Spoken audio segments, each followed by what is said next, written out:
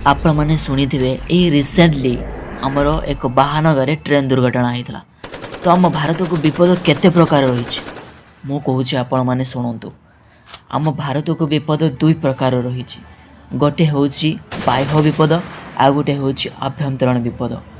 ବାହ୍ୟ ବିପଦରେ ଶତ୍ରୁ ଦେଶର ସୀମା ଲଙ୍ଘନ କରି ଦେଶ ସୀମା ଭିତରକୁ ମାଡ଼ି ଆସେ।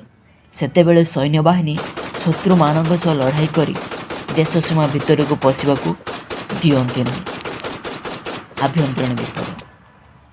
ଆଭ୍ୟନ୍ତରୀଣ ବିପଦ ବାହ୍ୟ ବିପଦ ଅପେକ୍ଷା ଅଧିକତର ମାରାତ୍ମକ।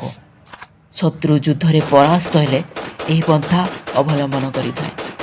ଦେଶର ଗୁରୁତ୍ୱପୂର୍ଣ୍ଣ ସ୍ଥାନମାନଙ୍କରେ ବୋମା ଖଞ୍ଜିବା, ଦୁଇ ଟ୍ରେନ୍ ମଧ୍ୟରେ ଧକ୍କା ଲଗାଇଦେବା, ପାନୀୟ ଜଳ ଭଣ୍ଡାରରେ ବିଷ ପକାଇଦେବା, ନିର୍ବାଚନରେ ବ୍ୟାଘାତ ସୃଷ୍ଟି କରିବା, ଅଯଥାରେ ଗୁଳି ଚାଳନା କରି ନିରୀହ ଲୋକମାନଙ୍କର ଜୀବନକୁ ହାନି ଘଟାଇବା, ଦେଶରେ ସାମ୍ପ୍ରଦାୟିକ ଦଙ୍ଗା ଲଗାଇଦେବା, ଭାରତର ମୁଦ୍ରାକୁ ନକଲ କରି ନକଲି ନୋଟ୍ ପ୍ରଚଳନ କରିବା, ଦେଶର ଅର୍ଥନୀତିକୁ ପଙ୍ଗୁ କରିଦେବା ପ୍ରଭୃତି ବିଭ୍ରାଟ ସୃଷ୍ଟି କରାଇ ଶତ୍ରୁ ଦେଶର ଅରାଜକତା ସୃଷ୍ଟି କରିବାକୁ ଚେଷ୍ଟା କରେ।